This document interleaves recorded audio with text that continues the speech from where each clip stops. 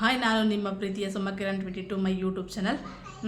So ಇವತ್ತು ನಾನು ಏನು ಹೇಳಿದಕ್ಕೆ ಬಂದಿದ್ದೀನಿ ಅಂತ ಹೇಳಿದರೆ, ನಾನು ಫಸ್ಟಿಗೆ ಮೊದಲೇ ಒಂದು ಯೂಟ್ಯೂಬ್ ಚಾನಲ್ ಮಾಡಿದ್ದೆ. ಸೊ ಅದಕ್ಕೆ ಇವಾಗ ಯಾಕೆ ನಂದು ಡಿಲೀಟ್ ಆಯಿತು ಅಂತ ಹೇಳೋದಕ್ಕೆ ಬಂದಿದ್ದೀನಿ.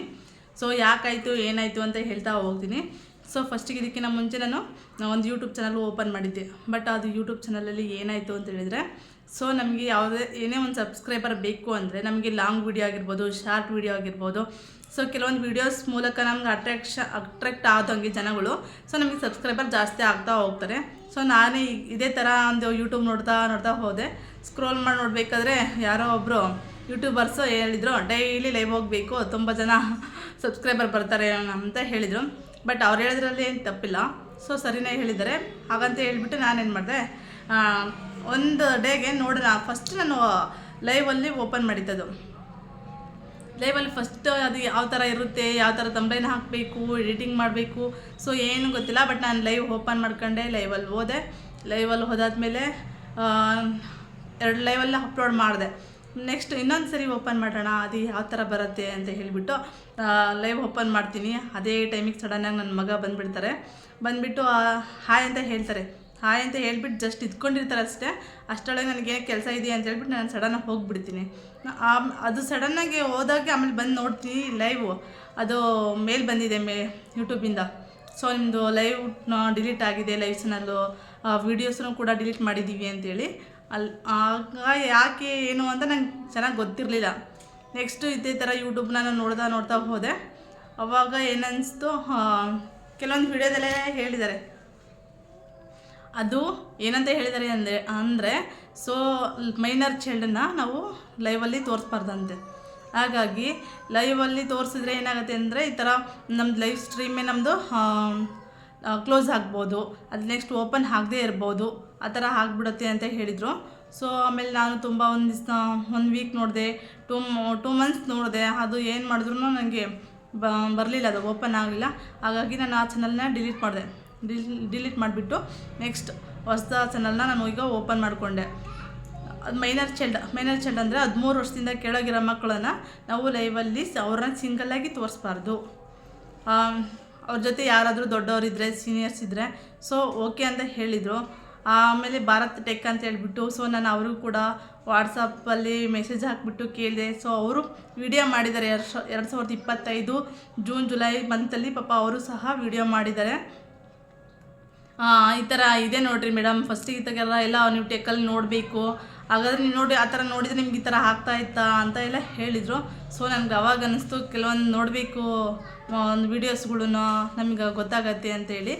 ಬಟ್ ಏನಪ್ಪ ಅಂದರೆ, ಯೂಟ್ಯೂಬರ್ಸ್ ಏನು ಮಾಡ್ತಾ ಇರ್ತೀವಿ, ಸೊ ಅವ್ರಿಗೆ ಅದ್ರ ಬಗ್ಗೆ ಎಷ್ಟು ಗೊತ್ತಿರಲ್ಲ. ನಾವು ಯಾವ ಥರ ಕಂಟೆಂಟ್ ಮಾಡಬೇಕು ಮತ್ತು ನಾವು ಯಾವಾಗ ಅಪ್ಲೋಡ್ ಮಾಡಬೇಕು ಆ ಥರ ಏನೂ ಕೂಡ ಗೊತ್ತಿರಲ್ಲ.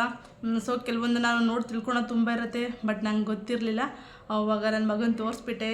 ಸೊ ಅದು ಚೆನ್ನಾಗಿ ಓಡ್ತಾ ಇತ್ತು ನಂದು ಯೂಟ್ಯೂಬು. ಈಗ ನನಗೆ ಸಿಕ್ಕಾಪಟ್ಟೆ ಕಷ್ಟ ಅನಿಸಿದೆ, ಯಾಕೆಂದರೆ ನನಗೆ ಸಬ್ಸ್ಕ್ರೈಬರ್ ಅಷ್ಟು ಕಮ್ಮಿ ಇದ್ದಾರೆ. ಮತ್ತು ನಾನು ಲಾಂಗ್ ವೀಡಿಯೋಗಳು ಕೂಡ ಜಾಸ್ತಿ ಹಾಕಿಲ್ಲ. ಯಾಕೆ ಜಾಸ್ತಿ ಹಾಕಿಲ್ಲ ಅಂತ ಹೇಳಿದರೆ, ನನಗೆ ಮೋಟಿವೇಶನ್ ಬರ್ತಿಲ್ಲ. ಯಾಕೆಂದರೆ ಫಸ್ಟಿಗೆ ಆಲ್ರೆಡಿ ನಂದು ಡಿಲೀಟ್ ಆಗಿದೆ ಒಂದು ಚಾನಲ್ಲು. ಡಿಲೀಟ್ ಆದಾಗ ಅಷ್ಟೊಂದು ಸಬ್ಸ್ಕ್ರೈಬರ್ ಇದ್ದರು, ಚೆನ್ನಾಗೂ ಹೋಗ್ತಾ ಇತ್ತು, ವ್ಯೂಸ್ ಎಲ್ಲ ಚೆನ್ನಾಗಿ ಬರ್ತಾ ಇತ್ತು. ಹಂಗಿದ್ದಾದ್ಮೇಲೆ ಡಿಲೀಟ್ ಆದಮೇಲೆ ಯಾರಿಗಾದರೂ ನಮ್ಮ ಮೋಟಿವೇಶ್ನಲ್ ಬೇಕು ಅಲ್ವಾ, ನೆಕ್ಸ್ಟ್ ಒಂದು ವಿಡಿಯೋ ಮಾಡೋದಕ್ಕೆ.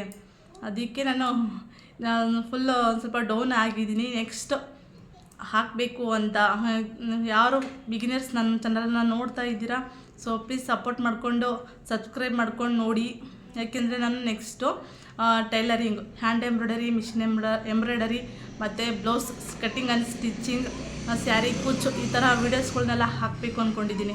ಸೊ ನಾನು ಅವಾಗೆಲ್ಲ ಬೇರೆ ನನ್ನ ವೀಡಿಯೋದಲ್ಲೆಲ್ಲ ಹಾಕಿದ್ದೆ, ಇದೇ ಥರ ಅಪ್ಲೋಡೆಲ್ಲ ಮಾಡಿದ್ದೆ. ಮತ್ತು ಅದ್ರ ಜೊತೆ ಬೇರೆ ಕ್ರಿಯೇಟಿವಿಟಿ ಕೂಡ ವೀಡಿಯೋಸ್ಗಳು ಕೂಡ ಇತ್ತು. ಯಾವ ಥರ ಅಂದರೆ, ಮತ್ತು ನಮ್ಮ ಮಕ್ಕಳಿಗೆ ಚಿಲ್ಡ್ರನ್ಸ್ ಡೇದಲ್ಲಿ ಕಾಂಪಿಟೇಷನ್ ಡ್ರೆಸ್ ಇದ್ದಾಗ ಸುಮಾರು ಮಾಡಿದ್ದೆ. ಸಿಕ್ಕಾಪಟ್ಟೆ ಬೇಜಾರಿದೆ. ಅವತ್ತು ನೈಟೆಲ್ಲ ಕೂತ್ಕೊಂಡು ಕ್ರಾಫ್ಟ್ ಎಲ್ಲ ಮಾಡಿಬಿಟ್ಟು ಅವ್ರಿಗೆ ವೇರ್ ಮಾಡಿಸಿರೋದು ಇದೆ. ರೋಬೋ ಆಗಿರ್ಬೋದು, ಕಮಲ ಮತ್ತು ಪೇಪರ್ ಕಟ್ಟಿಂಗಲ್ಲಿ ಅವರಿಗೆ ಡ್ರೆಸ್ ಮಾಡಿಸಿರ್ಬೋದು. ಅವರಿಗೆ ಪೇಪರ್ ಕಟ್ಟಿಂಗಲ್ಲಿ ಮಗಳಿಗೆ ಡ್ರೆಸ್ ಮಾಡಿರೋದಾಗಿರ್ಬೋದು ಸಿಕ್ಕಾಪಟ್ಟೆ ಮಾಡಿದ್ದೆ ನಾನು ಆ ಥರ ಕ್ರಿಯೇಟಿವಿಟಿ. ಮತ್ತು ಪೇಂಟಿಂಗು, ಡ್ರಾಯಿಂಗ್ ಮಾಡಿಬಿಟ್ಟು ಯಾವ ಥರ ಕ್ಲಾತ್ ಮೇಲೆ ಪೇಂಟಿಂಗ್ ಮಾಡೋದು ಅಂತ ಹೇಳಿ ತುಂಬ ಕ್ರಿಯೇಟಿವಿಟಿಯಾಗಿ ಮಾಡಿದ್ದೆ. ಸೊ ನಾನು ಆ ಥರ ವಿಡಿಯೋಗಳೆಲ್ಲ ಈಗ ನಾನು ನೆಕ್ಸ್ಟ್ ಮಾಡಬೇಕು ಅಂದರೆ ತುಂಬ ಕಷ್ಟಪಡಬೇಕು.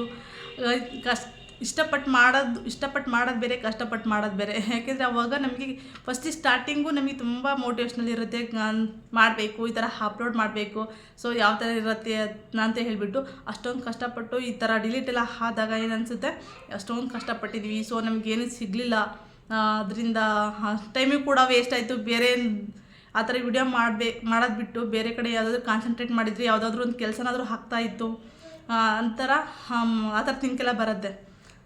ಆದ್ರೂ ಕೂಡ ತಲೆ ಕೆಡಿಸ್ಕೊಳ್ದೆ ನೆಕ್ಸ್ಟು ಸ್ಟೆಪ್ಪು ನಾನು ಇಡಬೇಕು ಅಂದ್ಕೊಂಡಿದ್ದೀನಿ. ಇನ್ನು ಮುಂದೆ ಆ ವೀಡಿಯೋಸ್ಗಳೆಲ್ಲ ಹಾಕಬೇಕು. ಪ್ಲೀಸ್ ಯಾರಾದರೂ ನನ್ನ ಚಾನಲ್ ಫಸ್ಟ್ ಟೈಮ್ ನೋಡ್ತಾ ಇದ್ದರೆ ಸಪೋರ್ಟ್ ಮಾಡಿ, ಲೈಕ್ ಮಾಡಿ, ಸಬ್ಸ್ಕ್ರೈಬ್ ಮಾಡ್ಕೊಂಡು ನೋಡಿ ಅಂತ ಹೇಳೋದಕ್ಕೆ ಇಷ್ಟಪಡ್ತೀನಿ. ಮತ್ತು ಇನ್ನೊಂದು ಏನಪ್ಪ ಅಂದರೆ ಯೂಟ್ಯೂಬಲ್ಲಿ ನಾವು ಒಂದು ವಿಡಿಯೋ ಹಾಕೋದಕ್ಕೆ ಇಡೀ ಟೈಮ್ ಒನ್ ಡೇದಲ್ಲಿ ಎಷ್ಟೊಂದು ಟೈಮ್ ತೊಗೊಂಡಿರ್ತೀವಿ ಆ ಎಡಿಟಿಂಗ್ ಮಾಡೋದಕ್ಕೆ, ಮತ್ತು ತಂಬ್ಲೈನ್ ಹಾಕೋದಕ್ಕೆ ಸಿಕ್ಕಾಪಟ್ಟೆ ಕಷ್ಟಪಟ್ಟಿರ್ತೀವಿ. ಸೊ ಹಿಂಗಾಯ್ತಲ್ಲ ಅಂತ ತುಂಬ ಡಿಪ್ರೆಷನ್ ಆಗಿಬಿಟ್ಟಿತ್ತು. ಆದರೂ ತಲೆ ಕೆಡಿಸ್ಕೊಂಡಿಲ್ಲ. ಆದ್ರೀಗ ನೆಕ್ಸ್ಟ್ ಮಾಡಬೇಕು, ನೆಕ್ಸ್ಟು ಬೇರೆ ಬೇರೆ ವೀಡಿಯೋಸ್ ಎಲ್ಲ ಅಪ್ಲೋಡ್ ಮಾಡಬೇಕು ಟೈಲರಿಂಗಿಂದ ಎಲ್ಲ ಅಂದ್ಕೊಂಡಿದ್ದೀನಿ. ಸೊ ಸಪೋರ್ಟ್ ಮಾಡಿ ಅಂತ ಕೇಳ್ತೀನಿ. ಮತ್ತು ನೆಕ್ಸ್ಟು ಯಾರು ಬಿಗಿನರ್ಸು ಯೂಟ್ಯೂಬ್ ಸ್ಟಾರ್ಟ್ ಮಾಡಬೇಕು ಅಂದ್ಕೊಂಡಿದ್ದೀರೋ ದಯವಿಟ್ಟು ಲೈವಲ್ಲಿ ಯಾವುದೇ ಕಾರಣಕ್ಕೂ ಮೈನರ್ ಚೈಲ್ಡನ್ನು 13 ವರ್ಷದಿಂದ ಕೆಳಗಿರೋಂಥ ಮಕ್ಕಳನ್ನು ಯಾವುದೇ ಕಾರಣಕ್ಕೂ ತೋರಿಸ್ಬೇಡಿ. ಏಕೆಂದರೆ ಅವರು ಯೂಟ್ಯೂಬರ್ಸ್ ಹೇಳಿರೋದು ಒಂದು ಸಜೆಷನ್ ಇದೆ. ಆ ಲೈವಲ್ಲಿ ಈಗ ಅವ್ರು ಹೇಳಿದ್ದಾರೆ ಲೈವಲ್ಲಿ ಯಾವುದೇ ಕಾರಣಕ್ಕೂ ಮಕ್ಕಳನ್ನ ತೋರಿಸ್ಬಾರ್ದು ಅಂತ ಹೇಳಿಬಿಟ್ಟು, ಮೈನರ್ ಚೈಲ್ಡನ್ನ ಎಸ್ಪೆಷಲಿ. ಅವ್ರ ಜೊತೆ ದೊಡ್ಡವರಿದ್ದು ಕೂಡ ನಡೆಯುತ್ತೆ. ಒಬ್ಬೊಬ್ಬರನ್ನೇ ತೋರಿಸ್ಬೇಡಿ, ಯಾಕೆಂದರೆ ನಮ್ಮ ಯೂಟ್ಯೂಬಿಗೆ ನಾವೇ ಹೊಣೆ ಆಗಿರ್ತೀವಿ. ಸೊ ಹಾಗಂತ ಹೇಳ್ತಾ ನನ್ನ ಮಾತುಗಳನ್ನ ನಾನು ಇಲ್ಲಿಗೆ ಎಂಡ್ ಮಾಡ್ತಾಯಿದ್ದೀನಿ. ಪ್ಲೀಸ್ ಸಪೋರ್ಟ್ ಮಾಡಿ, ಲೈಕ್ ಮಾಡಿ, ಸಬ್ಸ್ಕ್ರೈಬ್ ಮಾಡ್ಕೊಂಡು ನನ್ನ ಚಾನಲ್ನ ನೆಕ್ಸ್ಟ್ ನೋಡಿ ಅಂತ ಹೇಳೋದಕ್ಕೆ ಇಷ್ಟಪಡ್ತೀನಿ.